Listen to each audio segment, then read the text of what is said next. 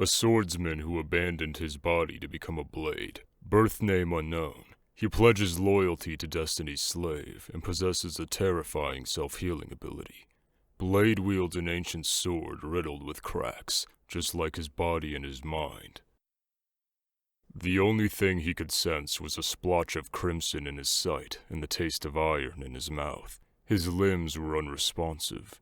He must have died. Do you remember? He opened his mouth, lost, his voice as coarse as a savage beast's.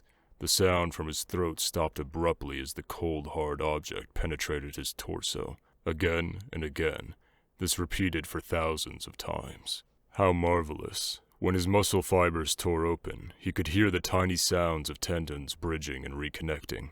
How marvelous. The monster in his body was being nourished, but he would let it grow into a massive beast. How marvelous. He had already lost all will to live, but his body regenerated without any consideration for his preferences. How marvelous. Before the sword pierced his body once more, he grabbed it with his bare hands and slowly stood up. Do you remember now? He met the woman's blood-red eyes, his mind still empty. He was run through by the sword once again. Remember the feeling of death, and bring it to them. Crimson resurfaced in his vision. He stared at the sword that killed him. The blade was broken in half and lying on the ground. Rise, and let me kill you once more. The black-haired young man shivered violently all over, but still clutched onto the spear in his hands. He had no dragon horns, and his reaction was slightly less mature than he remembered, but he would never forget this spear. These eyes, and how cruelty burst out from beneath the mirror-like emerald calmness. His wounds began to heal. His irises flickered and fixed their gaze at the boy once more. Without hesitation, the boy made another flourish with the spear. That's it. The one who showed no mercy to enemies was you. The one who single-handedly buried the beloved was you. The one who almost led the place called home to its destruction was also you. He fell down again. The teen pressed his hand against his own wounds and retreated until he was no longer in the man's sight. Before I witness your death in person, we will meet again. Don Fung. The monster swallowed him again, but this time his enemy is not another person. The imposing armor stayed quiet. He was grappled and imprisoned within those pair of arms. The speaker was the woman with sunglasses.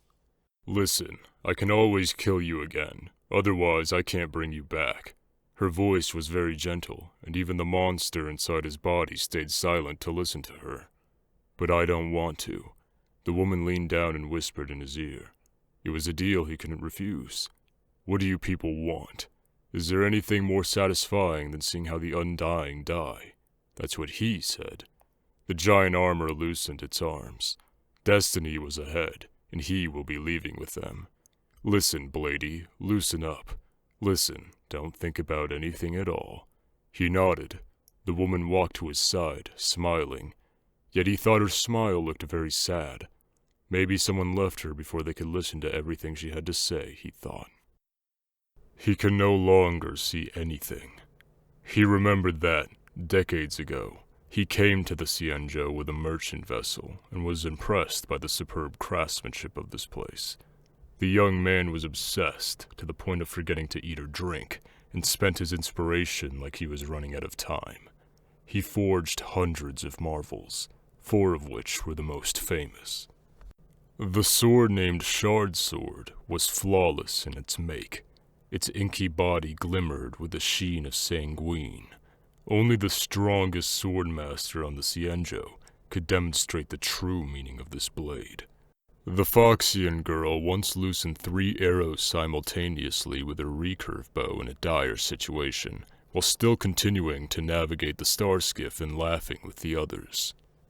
The black-haired man with dragon horns used his water manipulation abilities to rejuvenate his allies, and in the next moment he bound the water upon his spear and used it to run his enemies through. There was also the boy who kept bickering with him, yet the moment the youth saw the Devastator glaive, he grabbed it and never wished to part with it. Now, Ying-Ching had died, his first and only death. However, he was still here, his youth-like brain churning and thinking for all eternity. He thought about his hands that were no longer dexterous, the hands that could no longer forge another weapon. But none of this mattered to him.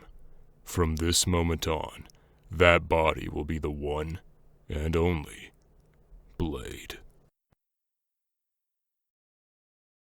He would come to this place every year, bringing new swords with him each time. He had seen all the owners of the swords draw their last breath. Every time he leaves, he would sorrowfully ponder, when would his own blade be brought here by someone else? Hey y'all, this is my first video. It took me a surprising amount of time to edit actually, but I plan to keep making videos like this where I just read the lore of characters I like in like Hoyoverse games, right? But if y'all have any suggestions of a character you'd like me to read for, feel free to, let me know in the comments. Thank you for watching the video. I do appreciate it. And have a good day, or evening, or night. I don't know where you are.